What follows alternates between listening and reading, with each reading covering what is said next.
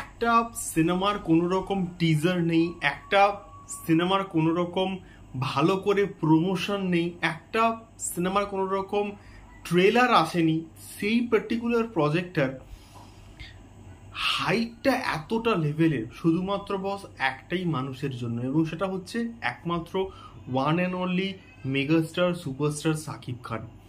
Hello guys, আমি Deep and welcome back to my channel. So এই particular ভিডিওর মধ্যে আমি কথা বলবো শাকিব খানকে নিয়ে এবং তার আপকামিং প্রজেক্ট রাজকুমারকে নিয়ে, এবং যে প্রজেক্টটা কালকের কিন্তু ওয়ার্ল্ড ওয়াইড, মানে ইন দ্য সেন্স বলছি ওয়ার্ল্ড ওয়াইড হয়তো 19 এপ্রিল মুক্তি পাবে, কালকের বাংলাদেশে কিন্তু মুক্তি পেতে চলেছে। যে প্রজেক্টটা কালকের থেকে 460টার বেশি শো নিয়ে কিন্তু তার পথ চলা জাস্ট শুরু করবে, এবং স্টার সিনেপ্লেক্স থেকে প্রত্যেকটা সিঙ্গেল স্ক্রিন, আমার এতগুলো লম্বা হল লিস্ট আছে, আমি বলতে গেলে পুরো 10-12 মিনিট কিন্তু জাস্ট ভিডিও হয়ে যাবে, বাট আমি ভিডিওটাকে কম্প্যাক্ট রাখতে চাইছি।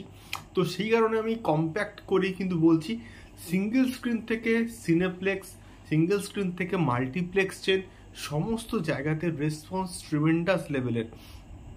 যেটুকু আমি মোটামুটি আপডেট পাচ্ছি, সিনেপ্লেক্সের সমস্ত জায়গায় অ্যাডভান্স বুকিং ট্রিমেন্ডাস লেভেলের। মানে ঈদে যে কটা ছবি মুক্তি পাচ্ছে তার মধ্যে তো রাজকুমার সব হল জাস্ট খেয়ে নিয়েছে, এবং তার মধ্যে প্রায় 460টারও বেশি শোতে কালকের কিন্তু রাজকুমার চলবে, এবং যেটা একটা হিউজ লেভেলের গ্র্যান্ড ওপেনিং নেবে কিন্তু রাজকুমার কালকের 11 এপ্রিল। যেটা তোমরা কারা কারা কালকের রাজকুমার দেখতে যাচ্ছ, ফার্স্ট ডে ফার্স্ট শো, আমাকে অবশ্যই কিন্তু সেটা কমেন্ট করে কিন্তু শেয়ার করতে পারো। আমি কিন্তু তোমাদের কমেন্টের অপেক্ষায় রইলাম। তার কারণটা হচ্ছে আমাদের কিন্তু ওইখানে রাজকুমার দেখতে যাওয়া জাস্ট সম্ভব নয়। আমাদের এখানে যখন মুক্তি পাবে তখন কিন্তু আমরা রাজকুমার দেখবো এবং আমাদের রিভিউ কিন্তু অবশ্যই দেবো, বাট তোমাদের ফিডব্যাকটা কিন্তু প্রচণ্ড দরকার। আমি চাইবো তোমরা রাজকুমার দেখো, এবং রাজকুমার দেখে তোমাদের কি ফিডব্যাক আমাকে অবশ্যই কিন্তু কমেন্ট করে কিন্তু শেয়ার করতে পারো। বাট এটা একটা রেকর্ড যে প্রিয়তমার থেকেও কিন্তু অনেক বেশি শোতে, অনেক বেশি জোনে কিন্তু মুক্তি পাচ্ছে রাজকুমার।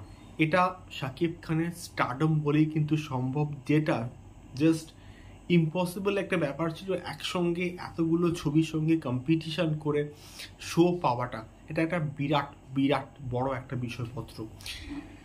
সো এটাই ছিল মেনলি বলার। তোমাদের কি মতামত আমাকে অবশ্যই কিন্তু কমেন্ট করে শেয়ার করতে পারো। দেখা হচ্ছে পরবর্তী ভিডিওতে।